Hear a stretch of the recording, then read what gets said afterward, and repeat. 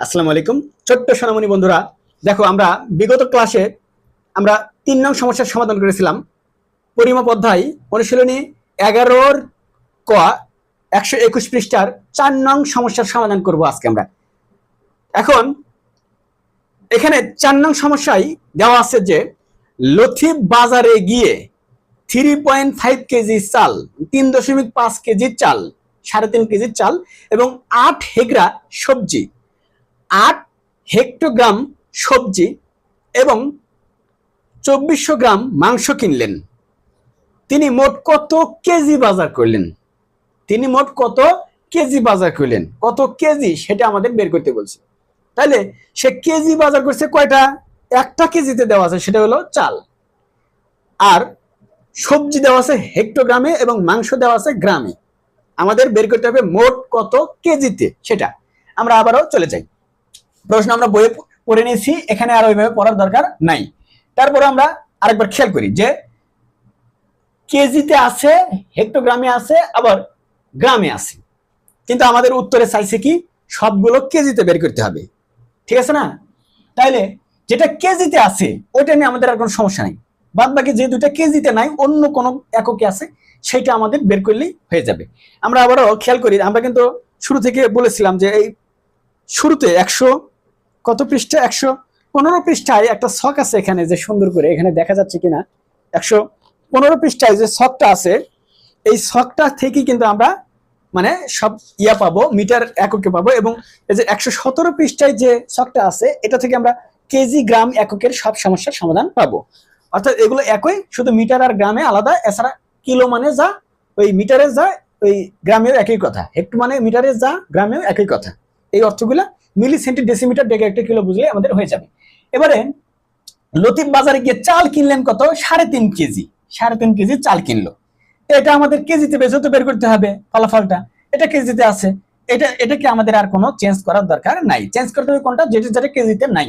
সবজি কিনলেন কত? এই যে এখানে সবজি কিনছে হলো 8 হেক্টোগ্রাম, 8 হেক্টোগ্রাম সবজি কিনছে। তাহলে 8 হেক্টোগ্রাম, এখন হেক্টো মানে কত? হেক্টো মানে কি? 10 হেক্টোগ্রামে হচ্ছে 1 কেজি। তাহলে হেক্টোকে যদি কেজিতে যদি কনভার্ট করতে হয়, তাহলে কি করতে হবে? 10 দ্বারা ভাগ করতে হবে, কারণ 10 গুণ কমে যাবে, 10 দ্বারা ভাগ হবে। আর কেজি থেকে যখন হেক্টো হবে তখন 10 গুণ বেড়ে যাবে, 10 দ্বারা গুণন করে দেওয়া লাগবে, তাই না? তাহলে 8 হেক্টোগ্রাম মানে হেক্টো হচ্ছে ছোট, কেজির সাথে 10 গুণ ছোট, তাহলে 10 দ্বারা ভাগ করে দিতে হবে। তাহলে 8 ভাগ 10, তাহলে হেক্টো হয়ে গেল কেজিতে। তাহলে 8 কে 10 দ্বারা ভাগ করলে কত হয়? 0.8। আমরা একটা রাফ করে দেখি তো, 8 কে 10 দ্বারা ভাগ করলাম, 10 তো যায় না, এখানে একটা দশমিক শূন্য বসালে এখানে অটোমেটিক দশমিক বসে যায়, দশমিক বসলে এখানে শূন্য বসবে। তাহলে 8 10 8 1 কত? 8 10 80, এটা মিলে গেল, তাই না? তাহলে 0.8, এটা হচ্ছে আমাদের রেজাল্ট। তাহলে 0.8 কেজি আসলো, 8 হেক্টোগ্রাম মানে 0.8 কেজি। আমরা এটাও কেজিতে পেয়ে গেলাম, ঠিক আছে। এবার পরে কি আছে? পরে আছে হচ্ছে এবং 2400 গ্রাম মাংস কিনলেন। তাহলে মাংস কতটুকু কিনছে? এই তিনটে তো কিনছে সে।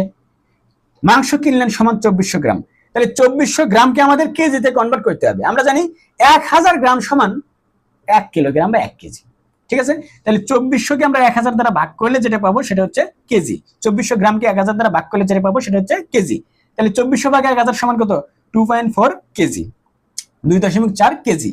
আচ্ছা, এবার এটা আমরা কেজিতে পাইলাম। তাহলে কিনছে কয়টা জিনিস? 3টা। চাল কিনছে, সবজি কিনছে, মাংস কিনছে, এই 3টে আমরা কেজি এককে বের করে নিয়েছি।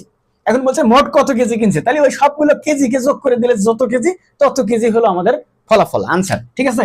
তাহলে অতএব লতিফ সাহেব মোট বাজার করলেন কত? ওই যে চালেরটা 3.5 যোগ, তারপরে কি সবজি 0.8 যোগ 3.5 যোগ 0.8 যোগ মাংস 2.4, এই 3টা যোগ করে দিলাম। আর তো কোনো কিছু কেনা নাই, যে 3টা কিনছে ওই 3টাই কেজিতে প্রকাশ করেছে, ওই 3টার কেজি যোগ করে দিছি, দিলে টোটালি কত কেজি হয় সেটা হলো আমাদের রেজাল্ট। তাহলে 4 আর 8 কত? 12, 12 আর 5 কত? 17 আর 7, হাতে থাকে কত? 1, 1 গ্রাম 2 এর ভিতর 2 হলো 3, 3 আর 0 3ই, 3 আর 3 6, তাহলে 6।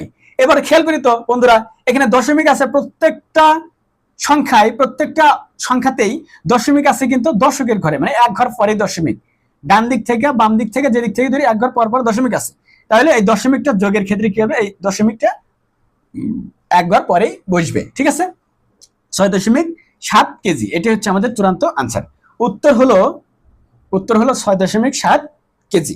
আশা করি বুঝতে পেরেছি।